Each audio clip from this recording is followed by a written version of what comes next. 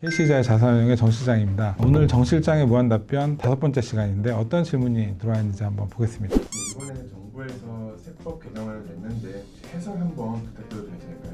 네, 이번에 그 세법 개정안이 발표됐는데 이게 시장에서 좀 난리가 나 있지 않습니까? 주로 이제 부동산 세제 관련된 부분들이 굉장히 큰 이슈인데요. 저희는 이제 부동산보다는 주식이나 아니면 투자, 연금 이런 쪽에 금융투자 관련된 그런 부분에서 어떤 변화가 있는지를 좀 설명을 드리면은 구독자분들에게 도움이 많이 될 것 같습니다. 그간의 그 세제 개편안은 주로 크게 어떤 방향성을 가지고 진행이 되었냐면 사적연금의 그 활성화, 그래서 납입 단계, 운용 단계, 그리고 수령 단계에서 세금 혜택을 늘려가는 방향으로 정부의 세제 개편안들이 꾸준하게 이제 진행이 되었습니다. 올해에도 그런 취지에 맞도록 일부는 이제 개선이 되고 있고 일부는 좀 아쉬운 부분도 있고 그렇습니다. 첫 번째 부분에서 납입 단계에서 세금 혜택들이 이번에도 여전히 이제 좀 추가가 됐는데 그동안은 이제 저희가 IRP라고 하는 걸 가입하게 되면은 가입자의 소득에 따라서 12% 또는 15%의 세액공제 혜택을 줘왔습니다. 근데 올해부터는 내년부터는 청년들에 대해서는 소득 기준을 적용하지 않고 더 많은 세제 혜택을 주겠다. 15세부터 34세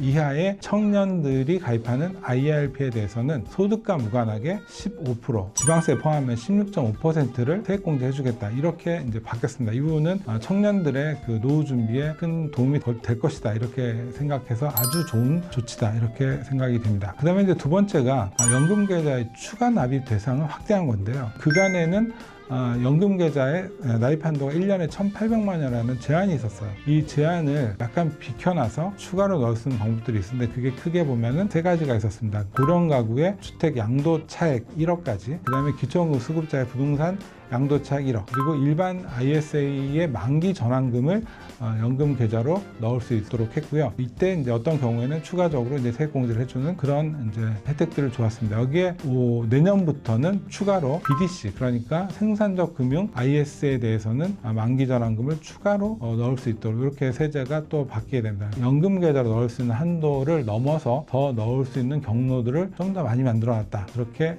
볼 수가 있습니다. 다만 한 가지 아쉬운 점은 올해까지 이제 26년까지 시행이 되었던, 그리고 27년까지도 시행이 될 예정인 기초연금 수급자의 부동산 양도 금액에 대해서 연금 계좌에 납입할 경우에 세액 공제를 추가로 10% 해주는 거, 양도 차액의 양도세에서 그 해당 금액 1억까지 연금 계좌로 넣은 금액에 대해서 10%, 그러니까 1억을 만약에 연금 계좌로 넣게 되면은 10%만큼 양도소득세를 깎아주고 1,000만 원 정도 세금 혜택을 주는 그런 제도가 운영이 되고 있는데 내년에는 그거를 이제 일몰하겠다, 이제 끝내겠다, 이렇게 해서 노후에 이제 주택을 가지고 연금화시키는 부분에 있어서 세금 혜택이 좀 줄어들 것이다, 이렇게 예상이 됩니다. 저희가 좀 그 업계에서 많이 기대했던 그 연간 세액공제 한도, 저희가 이제 연금저축하고 IRP 합쳐서 900만 원까지 세금 혜택을 볼 수 있잖아요, 납입 금액에 대해서. 이 부분이 좀 더 높아졌으면 했는데 그 부분은 이제 그대로 간다, 이렇게 볼 수가 있습니다. 대신에 이제 이 ISA 계좌라는 계좌의 포지셔닝이 과거에 이제 만능 계좌 이런 개념에서 연금 계좌로의 전 단계 파이프라인이다, 이렇게 포지셔닝이 좀 되고 있다. 이것들이 아마 이번에 크게 달라지는 그런 내용이라고 볼 수가 있을 것 같습니다.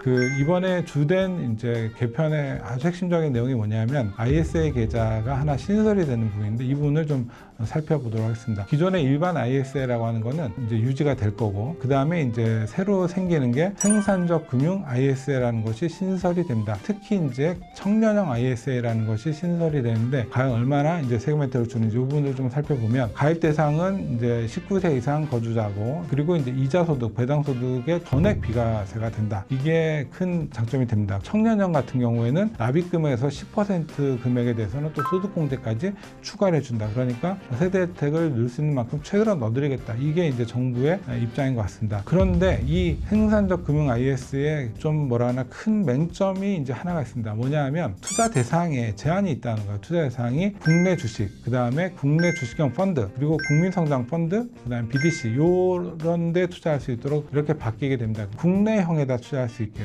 국내 주식에 주로 투자하는 그런 펀드다, 이렇게 볼 수가 있는데 이게 가지는 맹점은 뭐냐 하면 이미 국내 주식형 자산에 대해서는 비과세, 매매 차익에 대한 과세가 없다라고 하는 그런 제도가 이미 시행이 되고 있기 때문에 과연 이게 어느 정도 세금 혜택이 있는지를 좀 면밀하게 따져볼 필요가 있습니다. 이미 매매차익에 대한 과세가 없는 상태에 있고 배당소득, 이자소득에 대한 과세가 있지만 이 부분이 현실적으로 본다 그러면 우리나라의 배당 수익률, 배당을 통해서 얻을 수 있는 수익이 올해 코스피 기준으로 약 2.6% 정도 되고 여기에 15.4%의 배당소득, 이자소득에 대한 비과세 혜택이 주어진다 하더라도 이거를 계산해보면 실질적으로 한 0.4% 정도의 세금 혜택이 있다. 그러니까 예를 들면 내가 1,000만 원을 투자해서 100만 원 정도 이익이 났다 그러면 실질적인 이익에 대한 것들을 살펴본다면 그 금액이 크진 않을 것이다 라고 하는 게 이제 생산자 금융 IS의 좀 맹점이 아닌가 이렇게 생각합니다. 이래서 이 부분이 왜 이렇게 나왔을까 생각해 보면은 정부에서 지원하고 있는 생산자 금융의 정책적 지원을 위해서 이제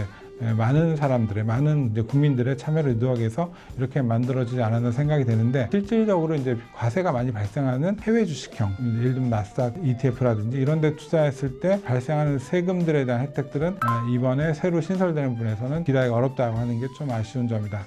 이렇게 볼 수가 있겠습니다. 이렇게 해서 저희가 이번에 바뀌는 주된 이제 내용들을 좀 살펴봤고 이거 외에도 또 추가로 나오는 것들이 이제 배당 소득에 대한 의제 배당, 그 다음에 이제 소위 말하는 주가 누르기에 대한 과세 제도가 신설되고 이런 부분들이 있는데 이 부분에 대해서는 지금 정부에서 재검토를 하고 있는 그런 상황이기 때문에 이 부분들은 오늘은 언급하지 않는 것으로 하고 이전에 말씀드렸던 연금 관련된 세제 혜택, 그 다음에 신설되는 IS에 관한 내용들을 좀 중심으로 이제 살펴보았습니다. 네, 저희 컨텐츠가 마음에 드셨다면 구독, 좋아요, 알림 설정 부탁드리겠습니다. 감사합니다.